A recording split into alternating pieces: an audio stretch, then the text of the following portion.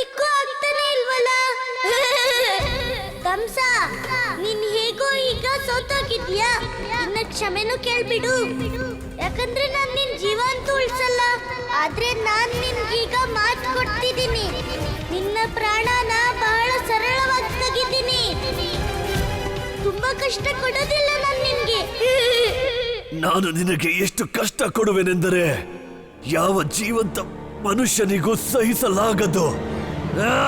ಭಗವಂತ ಕಂಸರಿಗೆ, ಭಗವಂತ ಕಂಸರಿಗೆ, ಭಗವಂತ ಕಂಸರಿಗೆ, ಭಗವಂತ ಕಂಸರಿಗೆ.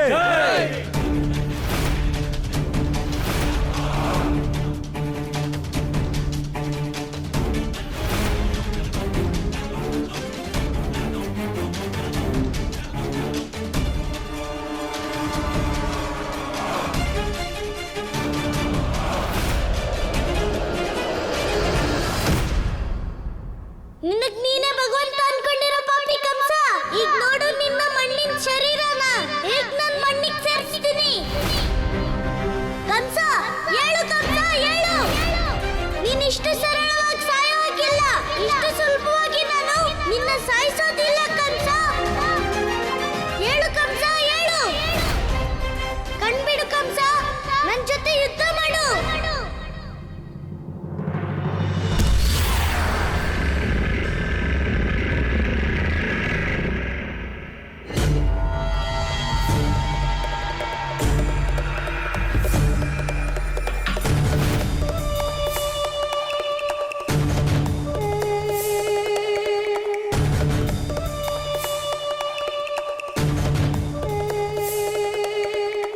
ಭಗವಂತ ಕಂಸರಿಗೆ, ಭಗವಂತ ಕಂಸರಿಗೆ, ಭಗವಂತ ಕಂಸರಿಗೆ, ಭಗವಂತ ಕಂಸರಿಗೆ, ಭಗವಂತ ಕಂಸರಿಗೆ, ಭಗವಂತ ಕಂಸರಿಗೆ, ಭಗವಂತ ಕಂಸರಿಗೆ, ಕಂಸರಿಗೆ, ಭಗವಂತ ಕಂಸರಿಗೆ, ಭಗವಂತ ಕಂಸರಿಗೆ, ಕಂಸರಿಗೆ. ಇದೇ ನನ್ನ ಕೊನೆ ಪಟ್ಟು, ಮೃತ್ಯು ಪಟ್ಟು.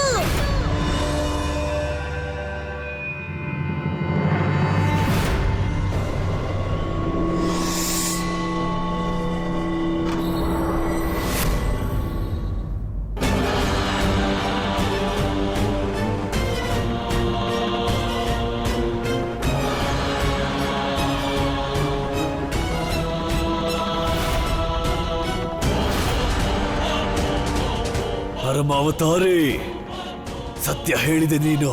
ಇದು ನಿನ್ನದಲ್ಲ, ನನ್ನ ಮೃತ್ಯು ಪಟ್ಟಿದು. ಈಗ ನಿನಗೆ ತಿಳಿಯಲಿದೆ ಭಗವಂತ ಕಂಸನ ಭುಜಗಳ ಅಸೀಮ ಶಕ್ತಿ ಪರಿಚಯ.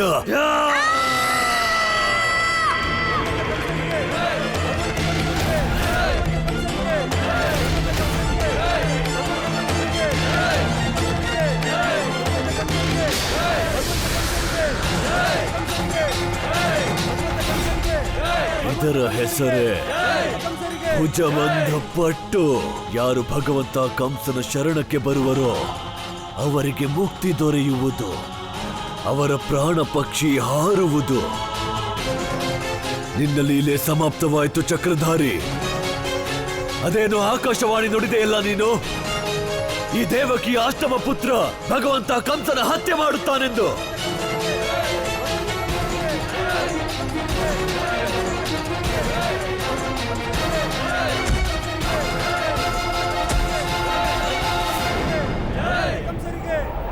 ಇವನು ಹತ್ಯೆ ಮಾಡುವನೇ? ಇವನು ಸತ್ತು ಹೋದ. ಧರ್ಮದ ರಕ್ಷಕ ಪರಮಾವತಾರಿ ಶ್ರೀಕೃಷ್ಣನ ಅಂತ್ಯವಾಯಿತು.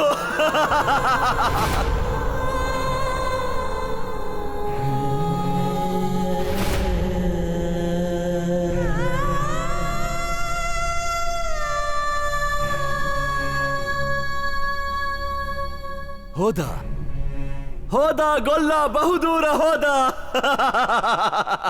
ನಾನು ಅಜರಾಮರ ಅವಿನಾಶಿ ಕಂಸ, ಈ ಸೃಷ್ಟಿ ಮತ್ತು ಸಂಪೂರ್ಣ ಬ್ರಹ್ಮಾಂಡದ ಭಗವಂತ, ಭಗವಂತ ಕಂಸ.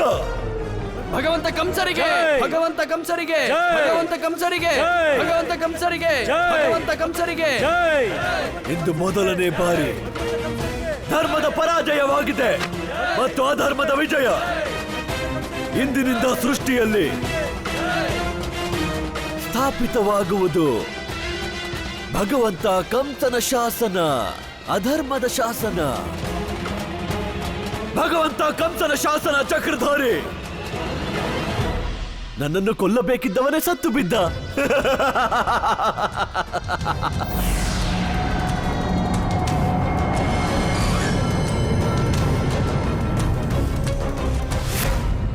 ಇಲ್ಲ ಪ್ರಭು, ಹೀಗಾಗಲು ಸಾಧ್ಯವಿಲ್ಲ.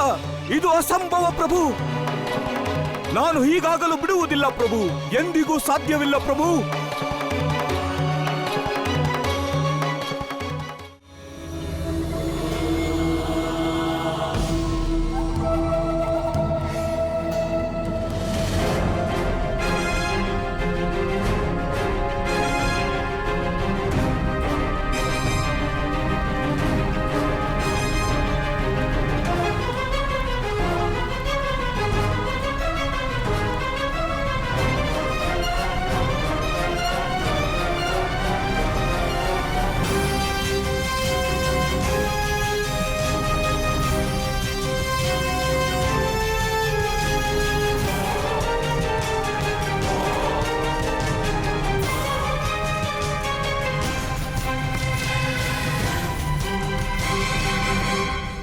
ನಿಮ್ಮ ಮಾಯೆ ನನಗೆ ಅರ್ಥವಾಗುತ್ತಿಲ್ಲ ಪ್ರಭು.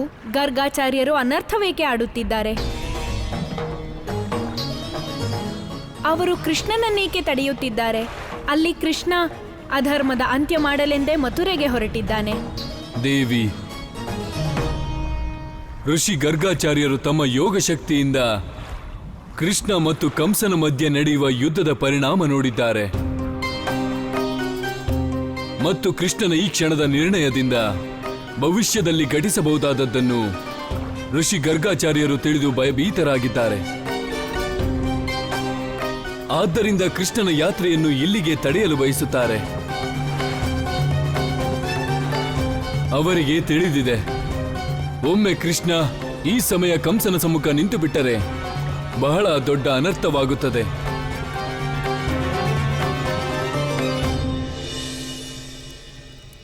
ಜನಾರ್ದನ, ಜನಕ್ಕೆ ಮನಕ್ಕೆ ಎಲ್ಲರಿಗೆ ಆನಂದ ನೀಡುವ ಓ ಜನತಾ ಜನಾರ್ದನ ವಿಷ್ಣು, ನನ್ನ ಆನಂದದಲ್ಲಿ ಏಕೆ ವಿಘ್ನ ನೀಡುತ್ತಿದ್ದಾನೆ? ಏಕಿನ್ನು ಬಂದಿಲ್ಲ ನಿನ್ನ ಅವತಾರಿ? ಭಗವಂತ, ಭಗವಂತ, ವಿಷ್ಣುವಿನ ಅವತಾರಿ ಈ ಕಮಲದ ಹೂನ ಕೇಳಿದ್ನಲ್ಲ, ಅದನ್ನ ತಂದಿದ್ದೀವಿ ನಾವು. ಕಮಲ ಪುಷ್ಪ, ಕಮಲ ಪುಷ್ಪ, ಆ ಚಕ್ರಧಾರಿಗೆ ಪ್ರಸನ್ನತೆ ನೀಡುವ ಕಮಲ ಪುಷ್ಪ. ಆದರೆ ಪ್ರಲಬ್ಧ ಚಾಣೂರ, ಹೇಳಿ ಭಗವಂತ.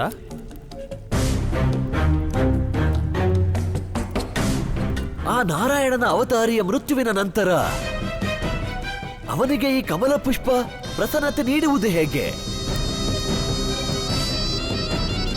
ಒಂದು ಕೆಲಸ ಮಾಡಿ, ಆ ನಾರಾಯಣ ಅವತಾರಿಯ ಮೃತ್ಯುಶಯ್ಯೆಯ ಮೇಲೆ ಹಾಕುವುದಕ್ಕೆ ಈ ಕಮಲ ಪುಷ್ಪಗಳಿಂದ ಒಂದು ಮಾಲೆ ಸಿದ್ಧಪಡಿಸಿ. ಹೋಗಿ ಹಾ, ಭಗವಂತ. ಹೋಗಿ ಹೋಗಿ. ಕ್ಷಮಿಸಿ ಭಗವಂತ, ಆದರೆ ಕಮಲದ ಹೂವಿಂದ ಸ್ವಾಗತ ಮಾಡ್ತಾರೆ. ಸ್ವಾಗತವೇ ಆಗುವುದು ಅವನಿಗಲ್ಲ, ಅವನ ಮೃತ್ಯುವಿಗೆ. ಆದ್ರೆ ಭಗವಂತ, ಇಷ್ಟು ಹೊತ್ತಾಯ್ತು, ಅವನ್ ಬರೋದಾದ್ರೂ ಯಾವಾಗ?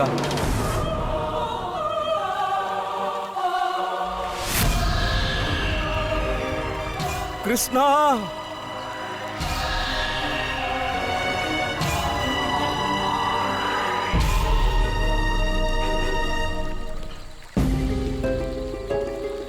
ಇದು ಗುರುದೇವರ ಸ್ವರ ತಾನೆ, ಆದ್ರೆ ಯಾಕೆ ಅವರು ಎಲ್ಲೂ ಕಾಣಿಸ್ತಾನೆ ಇಲ್ವಲ್ಲ?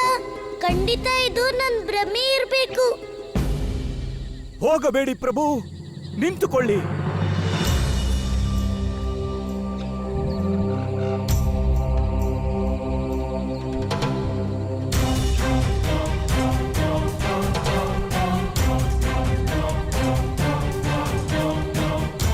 ಪ್ರಣಾಮ ಗುರುದೇವ.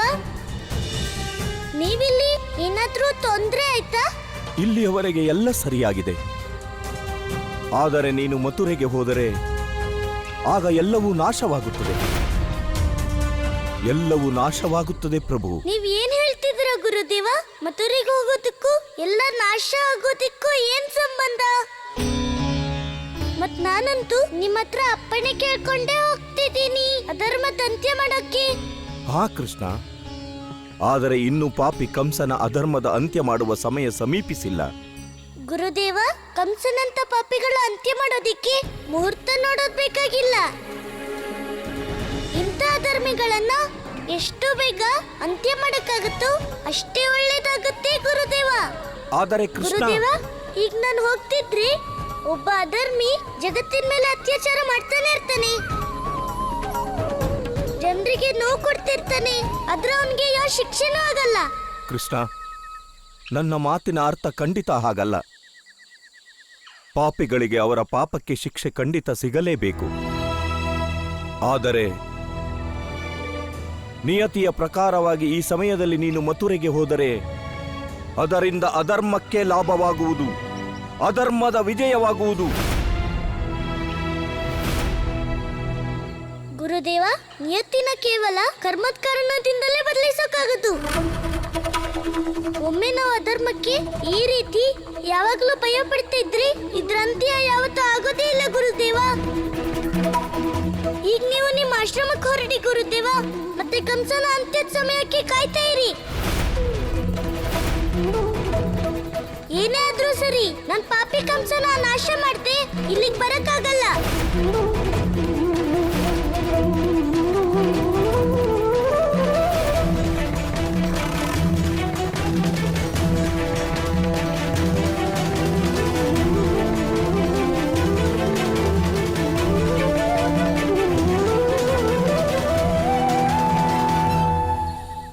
ಪ್ರಭು, ಒಮ್ಮೆ ಈ ಸಮಯ ನೀವು ಮಥುರೆಗೆ ಹೋದರೆ ಆಗ ದುಷ್ಪರಿಣಾಮವನ್ನು ಸಂಪೂರ್ಣ ಸೃಷ್ಟಿಯು ಅನುಭವಿಸಬೇಕಾಗುತ್ತದೆ. ಈ ಜಗತ್ತಿನಿಂದ ಮಾನವೀಯತೆ ಅಂತ್ಯವಾಗುವುದು, ಧರ್ಮದ ಸಂಪೂರ್ಣ ವಿನಾಶವಾಗುವುದು. ಈ ಸಂಪೂರ್ಣ ಸೃಷ್ಟಿಯ ಮೇಲೆ ಅಧರ್ಮದ ಶಾಸನ ಬರೆಯುವುದು. ಪ್ರಭು, ಹೋಗಬೇಡಿ ಪ್ರಭು, ಹೋಗಬೇಡಿರಿ.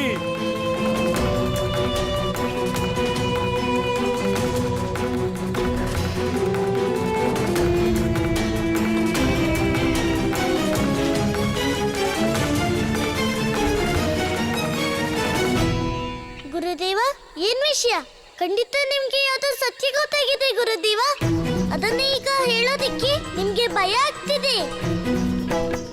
ಹೇಳಿ ಗುರುದೇವ, ಏನದು ಸತ್ಯ? ಆ ಸತ್ಯ ಏನ್ ಹೇಳಿ ಗುರುದೇವ. ಅದ್ಯಾ ಅನರ್ಥ? ಇದನ್ ತಡೆಯೋದಿಕ್ಕೆ ನೀವು ನನ್ನ ಮಥುರೆಗೆ ಹೋಗೋದ್ರಿಂದ ತಡೀತಿದ್ದೀರಾ?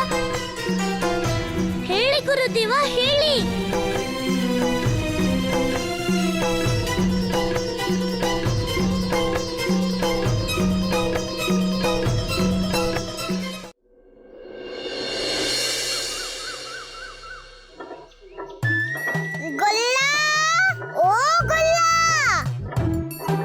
ಇವತ್ಯಾಕೋ ನದಿ ವಿರುದ್ಧವಾಗಿ ಹರಿತಿದ್ಯಲ್ಲ? ದಿನಾ ಕೃಷ್ಣನ್ ಜೊತೆ ಜಗಳ ಆಡೋ ರಾಧೆ ಇವತ್ತವಳನ್ನ ಇಷ್ಟು ಪ್ರೀತಿಯಿಂದ ಕರೀತಿದ್ದಾಳೆ.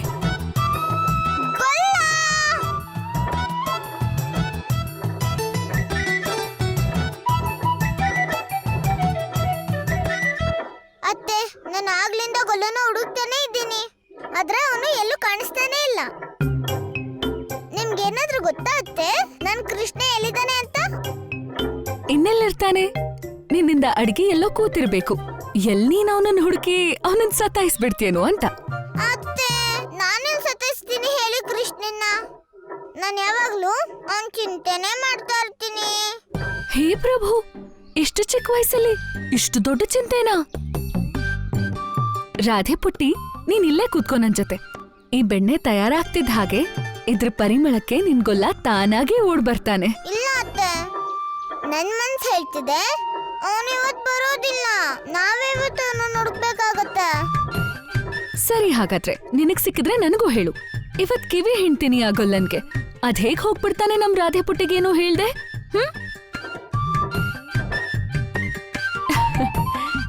ಈ ರಾಧೆ ಇದ್ದಾಳಲ್ಲ, ಜಗಳನೂ ಕೃಷ್ಣನ್ ಜೊತೆ ಆಡ್ತಾಳೆ, ಹುಡ್ಕೋದು ಅವನನ್ನೇ.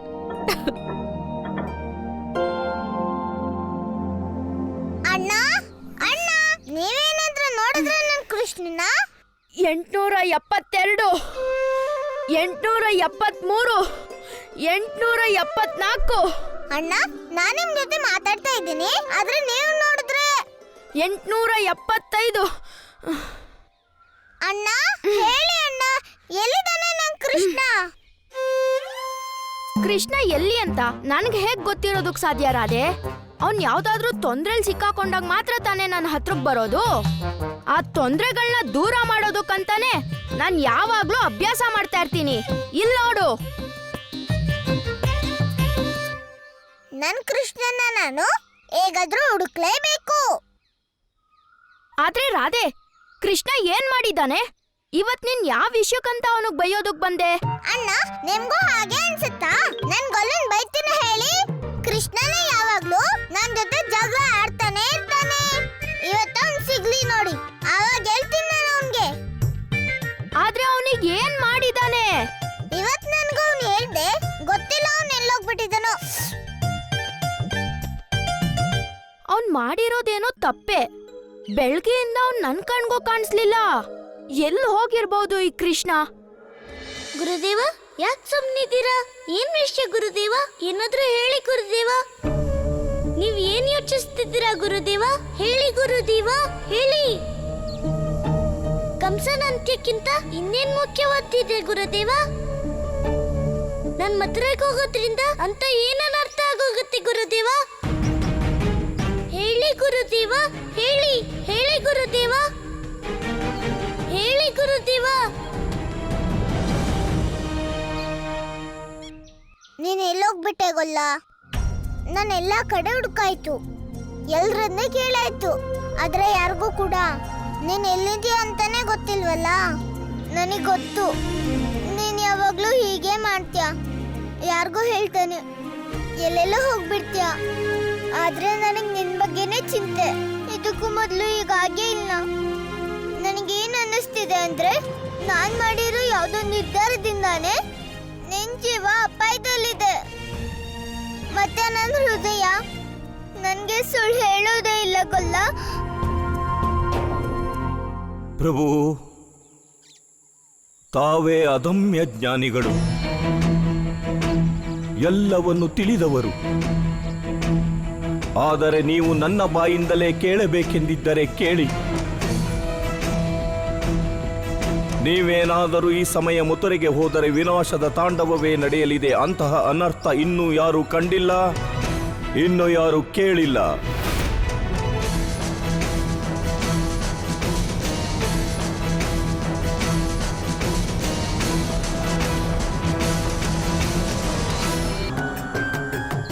ಈಗ ನೀವು ಕಂಸನಿಗೆ ಆಹ್ವಾನ ನೀಡಿದರೆ ಈ ಸಂಪೂರ್ಣ ಪೃಥ್ವಿಯು ನಿಮ್ಮ ಭಕ್ತಜನರ ರಕ್ತದಿಂದ ರಂಜಿತವಾಗಿ ಬಿಡುತ್ತದೆ.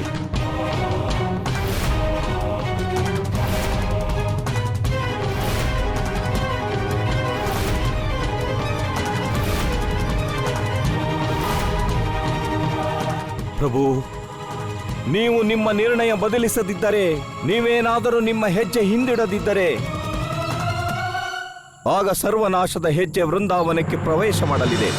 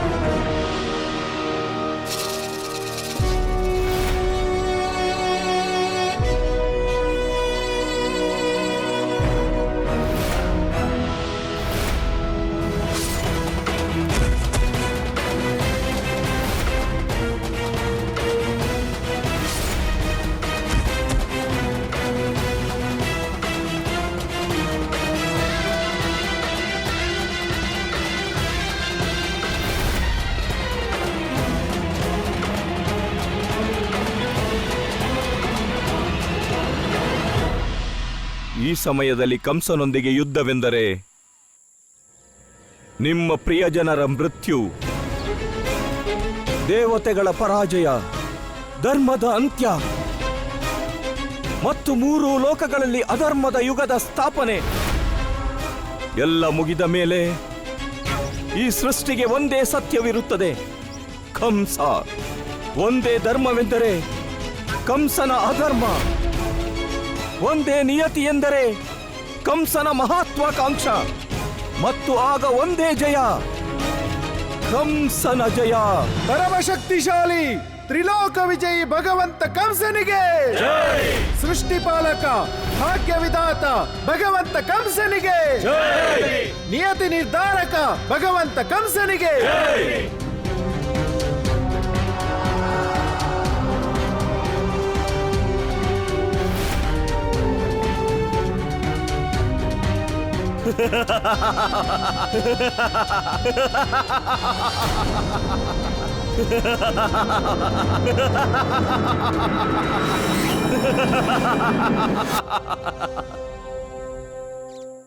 ನಾನು ನನ್ನ ಯೋಗ ಶಕ್ತಿಯಿಂದ ನೋಡಿದ ಸತ್ಯವನ್ನು ನಿಮಗೆ ಹೇಳಿದ್ದೇನೆ. ನೀವು ಮಥುರೆಗೆ ಹೋದರೆ ಯಾವ ಅನರ್ಥ ಘಟಿಸುವುದೋ ಅದನ್ನು ವಿವರಿಸಿದ್ದೇನೆ. ಕೃಷ್ಣ, ಈಗ ನಿರ್ಣಯ ನೀನೇ ಮಾಡಬೇಕು.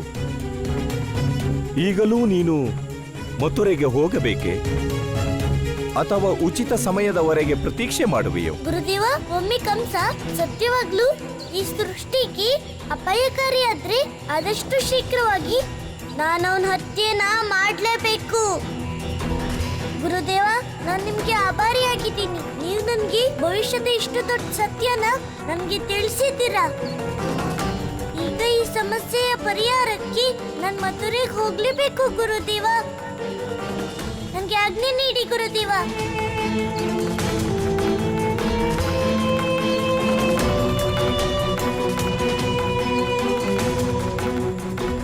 ಪ್ರಭು,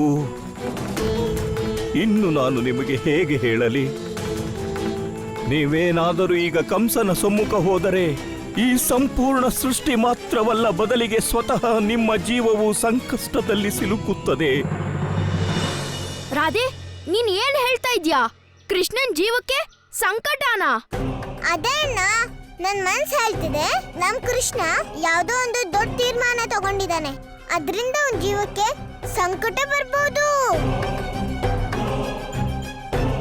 ರಾಧೆ, ನೀನ್ ಹೇಳಿದ್ ನಿಜ ಆದ್ರೆ ನಾವು ಹೋಗಿ ಕೃಷ್ಣನ ಕಾಪಾಡ್ಲೇಬೇಕು.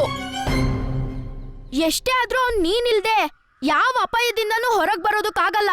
ಅದೇನೋ ನಿಜ. ನಾವು ಅವನ್ಗೆ ಸಹಾಯ ಮಾಡೋದಾದ್ರೂ ಹೇಗೆ? ಅವನ್ ಎಲ್ಲಿದ್ದಾನೋ ಗೊತ್ತಿಲ್ಲ, ಏನ್ ಮಾಡ್ತಿದ್ದಾನೋ, ಏನ್ ತೀರ್ಮಾನ ತಗೊಂಡಿದ್ದಾನೋ. ರಾಧೆ, ನೀನಾದ್ರೂ ಚಿಂತೆ ಮಾಡ್ಬೇಡ, ನಾನ್ ಕೃಷ್ಣನ್ ಹುಡುಕ್ತೀನಿ. ಬಾ ನನ್ ಜೊತೆಗೆ.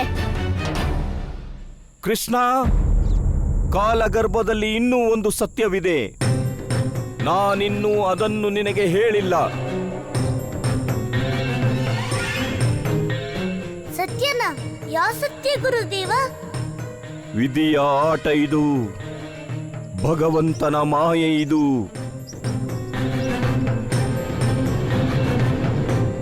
ಕೃಷ್ಣ, ಈ ಸಮಯ ಕಂಸ ಅಜೇಯ ಮತ್ತು ಈ ಸಮಯ ಅವನ ಅಂತ್ಯ ಅಸಂಭವ. ನೀನೇನಾದರೂ ಈ ಸಮಯದಲ್ಲಿ ಅವನ ಮುಂದೆ ಹೋದಲ್ಲಿ ಹೋದ್ರೆ ಆಗೇನ್ ಗುರುದೇವ? ಆಗ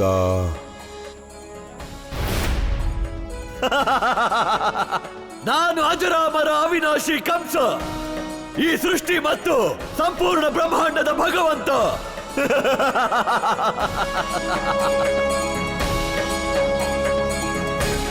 ಕೃಷ್ಣ, ಇದೊಂದು ವಿಡಂಬನೆ ಎನಿಸಿದರೂ ಇದೇ ಸತ್ಯ. ಇನ್ನೂ ನಿನ್ನ ಬಳಿ ಅಷ್ಟು ಶಕ್ತಿ ಇಲ್ಲ ಆ ಕಂಸನನ್ನು ವಧಿಸುವಷ್ಟು. ಪ್ರಭು, ಗರ್ಗಾಚಾರ್ಯರು ಏನು ಹೇಳುತ್ತಿದ್ದಾರೆ? ಕೃಷ್ಣನ ಜನ್ಮವೇ ಕಂಸನ ಅಂತ್ಯಕ್ಕಾಗಿ ಆಗಿದೆ. ಹಾಗಾದರೆ ಇದು ಹೇಗೆ ಸಾಧ್ಯ? ಕಂಸನ ಸಮಾಪ್ತಿ ಮಾಡಲು ಅವನಲ್ಲಿ ಶಕ್ತಿಗಳೇ ಇಲ್ಲವೆಂದರೆ? ದೇವಿ, ಋಷಿ ಗರ್ಗಾಚಾರ್ಯ ಸತ್ಯ ಹೇಳುತ್ತಿದ್ದಾರೆ. ಕಂಸನ ಬಳಿ ಈಗ ಸಂಪೂರ್ಣ ಜಗತ್ತಿನ ತಾಮಸಿಕ ಸಿದ್ಧಿಗಳಿವೆ. ಅವನ್ನು ಕೃಷ್ಣ ಈಗಲೇ ಪರಾಜಿತಗೊಳಿಸಲಾಗದು. ಆದರೆ ಪ್ರಭು, ಕೃಷ್ಣನಂತೂ ನಿಮ್ಮದೇ ಅವತಾರ. ನಿಮ್ಮ ಸಮಸ್ತ ಶಕ್ತಿಗಳು ಅವನೊಳಗೆ ಸಮ್ಮಿಳಿತವಾಗಿವೆ. ಮತ್ತೆ ಕಂಸನನ್ನು ಸೋಲಿಸುವುದು ಹೇಗೆ ಕಠಿಣವಾಗುತ್ತದೆ ಪ್ರಭು? ದೇವಿ, ಇದು ಸತ್ಯವೇ. ಕೃಷ್ಣ ನನ್ನ ಪೂರ್ಣ ಅವತಾರವೇ. ಆದರೆ ಈಗ ಅವನು ಮಾನವ ರೂಪದಲ್ಲಿದ್ದಾನೆ ಮತ್ತು ಮಾನವ ರೂಪದಲ್ಲಿ ಇರುವ ಕಾರಣ ಅವನೊಳಗೆ ನನ್ನ ಸಂಪೂರ್ಣ ಶಕ್ತಿಗಳು ಸಮಾಹಿತವಾಗಿಲ್ಲ.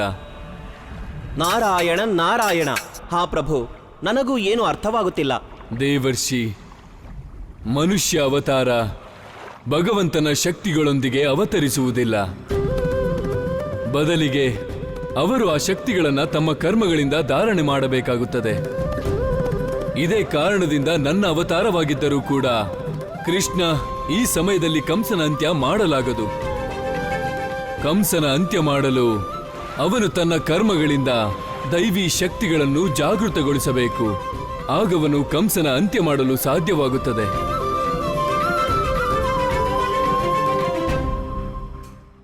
ಒಡ್ಡ ಅರ್ಥ ತಿಳಿದಿದೆಯಾ? ಇಲ್ಲ ಭಗವಂತ. ಇದರ ಅರ್ಥ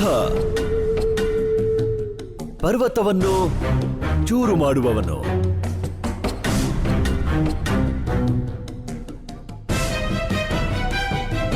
ಓ ಪರಮವಂಚಕ ವಿಷ್ಣುವೇ, ಇಲ್ಲಿ ನನ್ನೆಲ್ಲ ಪ್ರತೀಕ್ಷೆಯ ಸೀಮೆ ಸಮಾಪ್ತವಾಗುವ ಮೊದಲು ಓ ಜಗತ್ತಿನ ರಕ್ಷಕ ವಿಷ್ಣು, ಬಾ ನೀನು, ಎದುರಿಸು ನನ್ನನ್ನು. ಅನ್ಯಥಾ ನಿನ್ನ ಜಗತ್ತನ್ನೇ ಚೂರು ಮಾಡುತ್ತೇನೆ. ಈ ಪೂರ್ತಿ ಪೃಥ್ವಿಯನ್ನೇ ಅನ್ನದ ಅಗಳಿನಂತೆ ನನ್ನ ಬೆರಳಿನಲ್ಲಿ ಹೊಸಕಿ ಹಾಕುತ್ತೇನೆ. ಬಾಯಲ್ಲಿ.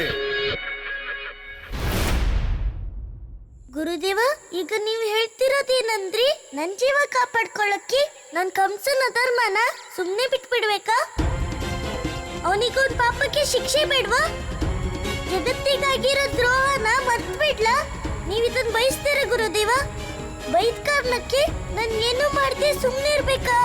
ಆದರೆ ಕೃಷ್ಣ, ಇದೇ ಭವಿಷ್ಯದ ಸತ್ಯ. ಅದರಿಂದ ವಿಮುಖರಾಗುವುದು ಅಸಾಧ್ಯ. ಗುರುದೇವ, ನನ್ನ ಅಮ್ಮ ಹೇಳ್ತಾಳೆ, ಭವಿಷ್ಯದ ಭಯದಿಂದ ವರ್ತಮಾನದ ಕೆಲ್ಸನ ಬದಲಿಸಕ್ ಹೋಗ್ಬಾರ್ದು. ಆದ್ರೆ ವರ್ತಮಾನದ ಕೆಲ್ಸದಿಂದ ಭವಿಷ್ಯನ ಬದಲಾಯಿಸೋ ಪ್ರಯತ್ನ ಮಾಡ್ಬೇಕು. ಗುರುದೇವ, ನೀವೇನ್ ಭವಿಷ್ಯ ನೋಡಿದ್ದೀರೋ ಅದ್ರಲ್ಲಿ ಈ ಸಂಪೂರ್ಣ ಸೃಷ್ಟಿ ಅಪಾಯದಲ್ಲಿದೆ. ಮತ್ತೆ ಆ ಅಪಾಯನ ನಿಲ್ಸೋಕೆ ಒಂದೇ ದಾರಿ ಇದೆ, ಪಾಪಿ ಕಂಸನ ಅಂತ್ಯ.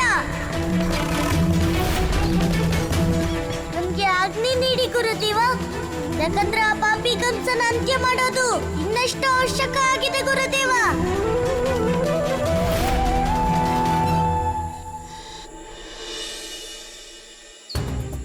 ಪ್ರಭು, ನಾನೇನು ನೋಡಿದೆನೋ ಅದು ಸತ್ಯವೇ. ನೀವೀಗ ಮಥುರೆಗೆ ಹೊರಟಿರುವ ಕಾರ್ಯವೂ ಅವಶ್ಯವೇ. ನನಗೆ ಅರ್ಥವಾಗುತ್ತಿಲ್ಲ ಪ್ರಭು, ನಾನೇನು ಮಾಡಲಿ? ಹೇಗೆ ತಡೆಯಲಿ ನಿಮ್ಮನ್ನು? ಪ್ರಭು, ಈಗ ಕೇವಲ ನೀವು ಮಾತ್ರ ನಿಮ್ಮನ್ನು ತಡೆಯಲು ಸಾಧ್ಯ. ನಾರಾಯಣ ನಾರಾಯಣ. ಪ್ರಭು, ಎಲ್ಲವನ್ನು ತಿಳಿದ ನಂದಪುತ್ರ ತನ್ನ ನಿರ್ಣಯವನ್ನು ಬದಲಿಸುತ್ತಿಲ್ಲ. ಈಗಲೂ ಅನರ್ಥ ದಿಕ್ಕಿನಲ್ಲೇ ಹೊರಟಿದ್ದಾನೆ. ಹಾ ಪ್ರಭು, ಒಮ್ಮೆ ಗರ್ಗಾಚಾರ್ಯರು ನೋಡಿರುವುದು ಸತ್ಯವಾದರೆ ಕೃಷ್ಣ ಮಥುರೆಗೆ ಹೋಗುವುದಕ್ಕಿಂತ ದೊಡ್ಡ ಅನರ್ಥ ಇನ್ನೇನೂ ಇಲ್ಲ ಪ್ರಭು. ಈಗ ನೀವು ಮಾತ್ರ ನಂದಪುತ್ರನನ್ನು ತಡೆಯಲು ಸಾಧ್ಯ. ಏನಾದರೂ ಮಾಡಿ ಪ್ರಭು, ಈ ಮಹಾವಿನಾಶ ಘಟಿಸದಂತೆ ತಡೆಯಿರಿ. ದೇವಿ, ಕೃಷ್ಣನ ಈ ಮನಸ್ಥಿತಿ, ಈ ದ್ವಂದ್ವ, ಅದೊಂದು ಮಾನವೀಯ ಗುಣವಾಗಿದೆ. ಮತ್ತು ಯಾವುದೇ ಮನುಷ್ಯನನ್ನು ಈ ದ್ವಂದ್ವದಿಂದ ಅವನೇ ಸ್ವತಃ ಹೊರತರಬೇಕು. ಆದ್ದರಿಂದ ಅವನ ಈ ದ್ವಂದ್ವದ ಅಂತ್ಯ ಕೃಷ್ಣನೇ ಸ್ವತಃ ಮಾಡಬೇಕಾಗುತ್ತದೆ.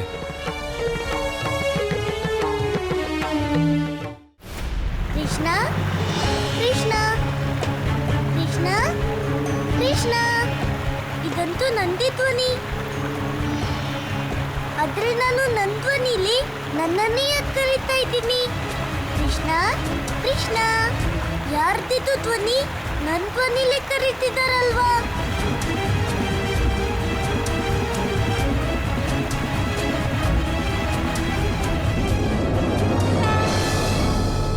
ಕೃಷ್ಣ, ನಾನು ನಿನ್ನ ಅಂತರ್ಮನ ಮತ್ತು ನೀನು ನನ್ನ ಬಾಹ್ಯ ರೂಪ. ನಾವಿಬ್ಬರೂ ಒಬ್ಬರೇ ಮತ್ತು ಈಗ ನಾನೇ ನಿನ್ನನ್ನು ಕರೆಯುತ್ತಿದ್ದೆ. ಆದ್ರೆ ಯಾಕೆ? ಕೃಷ್ಣ, ಇಂದು ನೀನು ನಿನ್ನ ಮಾನವೀಯ ಸಂವೇದನೆಗಳ ವಶಕ್ಕೊಳಗಾಗಿ ಕಂಸನ ಅಂತ್ಯ ಮಾಡಲು ಹೊರಟಿರುವೆ. ಇದು ಉಚಿತವೇ ಕೃಷ್ಣ? ಪಾಪಿ ಕಂಸ ನನ್ನ ಅಮ್ಮನ ಜೀವಕ್ಕೆ ಅಪಾಯ ಮಾಡಿದ್ದಾನೆ. ಅವನು ಗೋಪಿಯರ್ನ ಅಪಹರಣ ಮಾಡಿ ಪ್ರಿಯರ ಗೌರವಕ್ಕೆ ಹಾನಿ ಮಾಡಿದ್ದಾನೆ. ಅವನಿಗೆ ಇದಕ್ಕೆಲ್ಲ ಶಿಕ್ಷೆ ಖಂಡಿತ ಸಿಗ್ಲೇಬೇಕು. ಅದಕ್ಕೆ ನಾನ್ ನನ್ನ ಧರ್ಮ ಮತ್ತೆ ಗೌರವ ಎರಡನ್ನೂ ಉಳಿಸ್ಕೊಳ್ಳೋದಿಕ್ಕೆ ಮತ್ತೊರೆಗೆ ಹೋಗ್ಲೇಬೇಕು. ಕೃಷ್ಣ, ಗೌರವವನ್ನು ನೀನು ರಾಮಾವತಾರದಲ್ಲೂ ನಿಭಾಯಿಸಿದ್ದೆ. ಆದರೆ ಅದರ ಪರಿಣಾಮವೇನಾಯ್ತು? ಮಾತೆ ಕೈಕೆಯ ಆದೇಶದ ಗೌರವದ ಕಾರಣ ನೀನು ನಿನ್ನ ಪಿತನ ಅಂತಿಮ ಸಂಸ್ಕಾರವನ್ನು ಮಾಡಲಾಗಲಿಲ್ಲ. ಒಬ್ಬರ ಗೌರವ ನಿಭಾಯಿಸಲು ನೀನು ಅದೆಷ್ಟೋ ಜನರ ಗೌರವಕ್ಕೆ ಧಕ್ಕೆ ತರುವಂತಾಯ್ತು. ಆ ವಿಚಾರದಲ್ಲಿ ನಿರ್ದೋಷಿ ಶಂಭುವಿನ ವಧೆಯಾಗಲಿ ಅಥವಾ ಪತಿವ್ರತೆ ಸೀತೆಯ ಪರಿತ್ಯಾಗವಾಗಲಿ, ಪ್ರತಿಯೊಂದು ಬಾರಿ ಮರ್ಯಾದೆಯನ್ನು ಪಾಲಿಸುತ್ತಲೇ ನಿನ್ನಿಂದ ಎಷ್ಟೋ ಗೌರವಗಳಿಗೆ ಹಾನಿಯಾಗಿದೆ. ಇದಕ್ಕೆಲ್ಲ ತರ್ಕಪೂರ್ಣ ಉತ್ತರ ಜಗತ್ತು ಇಂದಿಗೂ ಹುಡುಕುತ್ತಿದೆ ಕೃಷ್ಣ. ನೀವು ಹೇಳ್ತಿರೋದೇನು? ನನ್ನ ಕರ್ಮದಿಂದ ಹಿಂದೆ ಸರಿಬೇಕಾ? ನನ್ನ ಧರ್ಮದ ಪಾಲನೆ ಮಾಡ್ಬಾರ್ದಾ? ಇಲ್ಲ ಕೃಷ್ಣ, ನಾನು ಹೇಳುತ್ತಿರುವುದು ಹಾಗಲ್ಲ. ನಾನಂತೂ ನಿನಗೆ ಅರ್ಥ ಮಾಡಿಸುವ ಪ್ರಯತ್ನದಲ್ಲಿದ್ದೇನೆ. ರಾಮಾವತಾರದಲ್ಲಿ ನೀನು ಮರ್ಯಾದೆಯ ಪಾಲನೆ ಮಾಡಿದೆ. ನೀನೇನೇ ಮಾಡಿದ್ದರೂ ಮರ್ಯಾದೆಗೆ ಬದ್ಧನಾಗಿ ಮಾಡಿದೆ. ಆದ್ದರಿಂದ ಆಗ ನಿನ್ನನ್ನು ಪುರುಷೋತ್ತಮ ಎಂದು ಕರೆಯಲಾಯಿತು.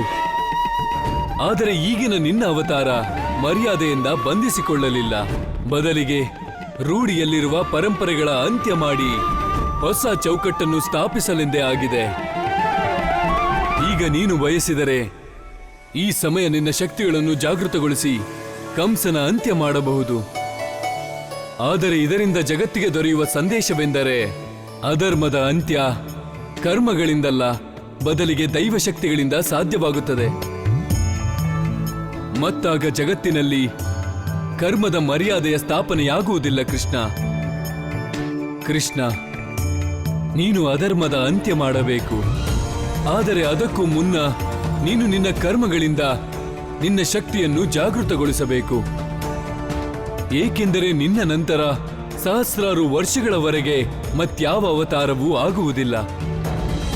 ಆದ್ದರಿಂದ ಮನುಷ್ಯರು ಭಗವಂತನಿಗಿಂತಲೂ ಅಧಿಕ ತಮ್ಮ ಕರ್ಮಗಳ ಮೇಲೆ ವಿಶ್ವಾಸವಿಡುವುದು ಅವಶ್ಯಕ. ಒಮ್ಮೆ ಹಾಗಾಗದಿದ್ದರೆ ಕಲ್ಕಿ ಅವತಾರಕ್ಕೂ ಪೂರ್ವವೇ ಈ ಜಗತ್ತು ಸಮಾಪ್ತವಾಗುತ್ತದೆ. ಹಾಗಾಗಿ ಕೃಷ್ಣ, ನಿನ್ನ ಪ್ರತಿಯೊಂದು ಕರ್ಮವೂ ಮಾನವೀಯವಾಗಿರಬೇಕು. ಮತ್ತು ಈಗ ನೀನ್ಯಾವ ಕಾರ್ಯಕ್ಕೆ ಹೊರಟಿರುವೆಯೋ ಅದು ಮಾನವೀಯವಲ್ಲ, ಬದಲಿಗೆ ದೈವತ್ವದ್ದು. ನೀನು ಬೇಕಾದರೆ ಹಿಂದೆ ಕಂಸನ ಅಂತ್ಯ ಮಾಡಬಹುದು. ಆದರೆ ಇದರಿಂದ ಮಾನವ ಕರ್ಮದ ಎಲ್ಲ ವ್ಯವಸ್ಥೆಗೂ ಭಂಗವಾಗುತ್ತದೆ. ಕೃಷ್ಣ, ನಿರ್ಣಯ ನೀನೇ ಮಾಡಬೇಕು. ಈಗ ನೀನು ದೈವತ್ವದ ಕರ್ಮ ನಡೆಸಬೇಕು ಅಥವಾ ಕರ್ಮದ ಮರ್ಯಾದೆಯ ಸ್ಥಾಪನೆಯೋ?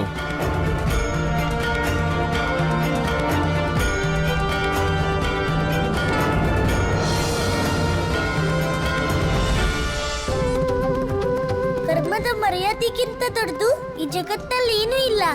ಅದಕ್ಕೆ ಕಂಸನ್ ಸಾಯಿಸೋ ನಿರ್ಧಾರನ ಬದಲಿಸಲೇಬೇಕು. ಆದ್ರೆ ಕಂಸ, ನಾನು ನಿನ್ನ ಕ್ಷಮಿಸಿಲ್ಲ. ಹಾಗಂತ ನೀನ್ ತಪ್ಪು ತಿಳಿಬೇಡ. ನನ್ನ ಅಮ್ಮ ಮತ್ತೆ ಗೋಪಿಯರ್ಗೆ ನೀನು ಎಷ್ಟು ಕಷ್ಟ ಕೊಟ್ಟಿದ್ಯೋ, ನಾನು ಅದಕ್ಕೆ ಶಿಕ್ಷೆ ನಿನಗೆ ಖಂಡಿತ ಕೊಡ್ತೀನಿ. ಮತ್ತೆ ನಿನ್ಗೆ ಯಾವ ಶಕ್ತಿ ಬಗ್ಗೆ ಅಹಂಕಾರ ಇದೆಯೋ, ಮತ್ತೆ ಯಾವ ಕಾರಣಕ್ಕೆ ನೀನ್ ಅಧರ್ಮ ಕಂಸ ಆಗಿದ್ಯೋ, ಎಲ್ಲದಕ್ಕೂ ಮೊದಲು ನಾನ್ ನಿನ್ನ ಶಕ್ತಿಗಳನ್ನ ನಾಶ ಮಾಡ್ತೀನಿ. ಮತ್ತೆ ಅದಾದ್ಮೇಲೆ ನಿನ್ನ ಅಂತ್ಯ ಮಾಡ್ತೀನಿ ಕಂಸ.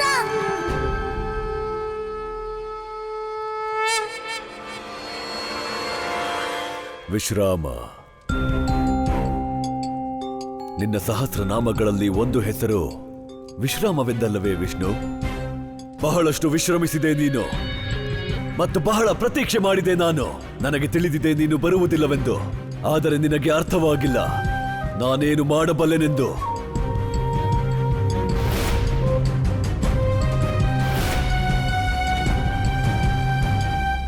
ಗುರುದೇವ, ನೀವು ಸತ್ಯನೇ ಹೇಳತ್ರಿ ಗುರುದೇವ.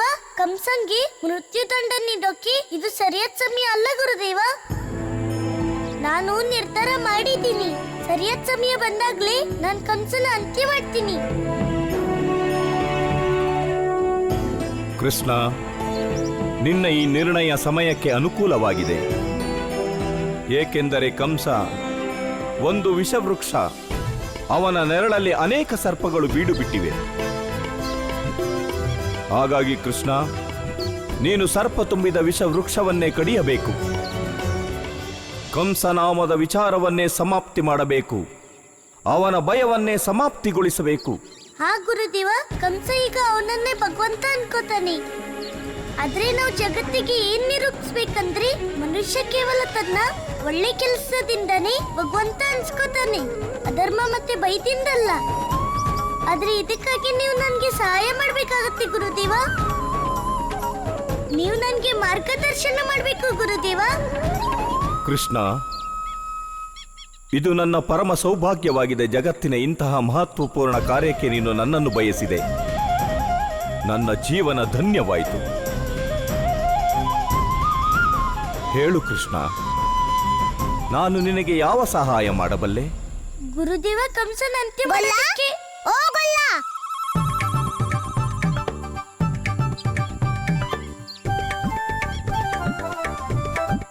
ಇಲ್ಲೂ ಬಂದ್ಲಾ ರಾಧೆ ಮತ್ತೆ ಅಣ್ಣ? ಇಲ್ಲಿ ಪ್ರಣಾಮ ಗುರುದೇವ. ಗೊಲ್ಲ, ನೀನ್ ಎಲ್ಲಿದ್ಯಾ? ತುಂಬಾ ಖುಷಿಯಾಗಿದ್ಯಾ ಅಲ್ವಾ? ನಾವು ಇದೀವಿ. ನಿನ್ನ ಪೂರ್ತಿ ವೃಂದಾವನ, ಬರ್ಸಾನ ಮತ್ತೆಲ್ಲ ಕಡೆ ಹುಡುಕ್ತಾ ತಿರುಗ್ತಾ ಇದೀವಿ. ನಿನ್ಗೇನ್ ಅನ್ಸುತ್ತೆ? ನಿನ್ ಮನ್ಸ್ ಏನ್ ಹೇಳ್ಬಿಡುತ್ತೋ ಅದನ್ ಮಾಡ್ಬಿಡದಾ? ನಮ್ಗೂ ಹೇಳ್ದೆ ನಿನ್ಗೆ ಎಲ್ಲಿಗ್ ಬೇಕೋ ಅಲ್ಲಿಗೆ ಹೋಗ್ಬಿಡದಾ? ನೀನ್ ಏನ್ ಅನ್ಕೊಂಡಿದ್ದೇವಲ್ಲ? ರಾಧೆ, ನನ್ ಮಾತಾದ್ರೆ ಕೇಳು. ಅಲ್ಲ, ನಾನು ರಾಧೆ. ನಾನ್ ಮಾತಾಡ್ತಾ ಇದ್ರೆ ಎಲ್ಲ ನನ್ ಮಾತೇ ಕೇಳ್ತಾರೆ, ಮತ್ ನಾನು ಯಾರ್ ಮಾತು ಕೇಳಲ್ಲ. ಈಗ ನನ್ಗೆ ನಿನ್ ಮಾತ್ ಬೇಕಾಗಿಲ್ಲ ಗೊಲ್ಲ. ಬೇಕಾಗಿಲ್ಲ, ಬೇಕಾಗಿಲ್ಲ, ಬೇಕಾಗಿಲ್ಲ. ಅಯ್ಯೋ ರಾಧೆ, ಕೇಳು ರಾಧೆ. ರಾಧೆ, ಕೃಷ್ಣ,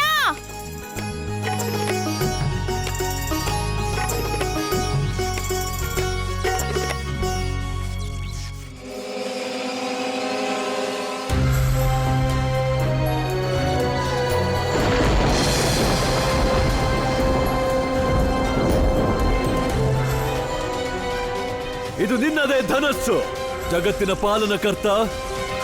ಈಗ ನಿನ್ನ ಧನಸ್ಸಿನಿಂದಲೇ ನಿನ್ನದೇ ಜಗತ್ತಿನ ಸರ್ವನಾಶ ಮಾಡುತ್ತೇನೆ.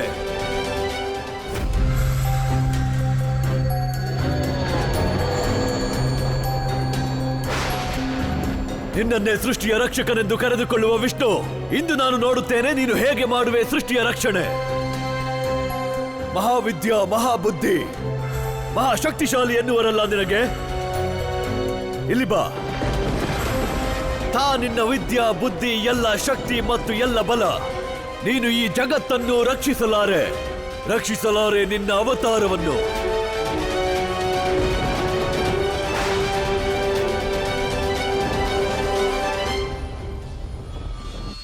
ನಾರಾಯಣ ನಾರಾಯಣ. ಪ್ರಭು, ಆ ದುರಾಚಾರಿ ಕಂಸ ಪ್ರಳಯಾಸ್ತ್ರದ ಆವಾಹನೆ ಹೇಗೆ ಮಾಡಲು ಸಾಧ್ಯ? ಇದಂತೂ ತಮ್ಮ ಶಸ್ತ್ರ ತಾನೇ ಪ್ರಭು. ನೀವು ಸತ್ಯ ಹೇಳಿದಿರಿ ದೇವರ್ಷಿ. ಇದು ನನ್ನದೇ ಶಸ್ತ್ರ.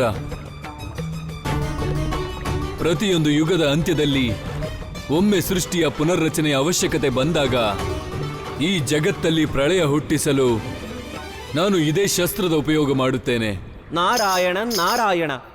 ಕ್ಷಮಿಸಿ ಬಿಡಿ ಪ್ರಭು, ನನಗೆ ಇದು ಅರ್ಥವಾಗುತ್ತಿಲ್ಲ. ನಿಮ್ಮ ಶಕ್ತಿಶಾಲಿ ಪ್ರಳಯಾಂತಕ ಶಸ್ತ್ರ ಪಾಪಿ ಕಂಸನ ಕೈಯಲ್ಲಿ ಹೇಗೆ ಬಂತು? ದೇವರ್ಷಿ, ಸೃಷ್ಟಿಯ ಜೀವನ ಚಕ್ರದಲ್ಲಿ ಕೆಲವು ಘಟನೆಗಳು ಹೇಗೆ ನಡೆಯುತ್ತವೆಂದರೆ ಅವು ನಿಯತಿಯನ್ನು ಪರಿವರ್ತನೆ ಮಾಡುತ್ತವೆ. ಮತ್ತು ಕೆಲವೊಮ್ಮೆ ಅದೇ ಪರಿವರ್ತಿತ ನಿಯತಿಯ ಕಾರಣ ಯೋಗ್ಯ ವಸ್ತು ಕೆಲವು ಬಾರಿ ಅಯೋಗ್ಯನ ವಶಕ್ಕೆ ದೊರೆಯುತ್ತದೆ.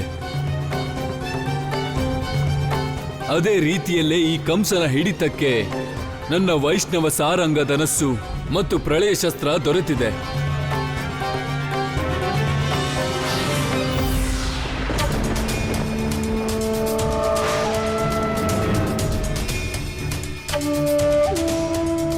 ಅನಂತಾತ್ಮ, ನನ್ನ ಬಳಿ ನಿನ್ನ ಈ ಸಾರಂಗ ಧನಸ್ಸು ಇದೆ ಮತ್ತು ಪ್ರಳಯಕಾರಿ ಶಸ್ತ್ರವು. ಆದರೆ ಅದನ್ನು ಚಲಾಯಿಸುತ್ತಾನೆ ಭಗವಂತ ಕಂಸ. ಮತ್ತು ಮುಂದೆ ಯಾರಾದರೂ ವಿನಾಶದ ಕಾರಣ ಕೇಳಿದರೆ ಒಂದೇ ಹೆಸರು ಬರುವುದು, ನಿನ್ನ ಹೆಸರು. ಒಂದೇ ಉತ್ತರ ಇರುವುದು. ಆ ಜಗತ್ಪಾಲಕ ವಿಷ್ಣುವು ಭಗವಂತ ಕಂಸನಿಂದ ಭಯಭೀತನಾಗಿ ಸ್ವಯಂ ರಕ್ಷಣೆಗಾಗಿ ಸಂಪೂರ್ಣ ಸೃಷ್ಟಿಯ ವಿನಾಶವಾಗಲು ಬಿಟ್ಟ.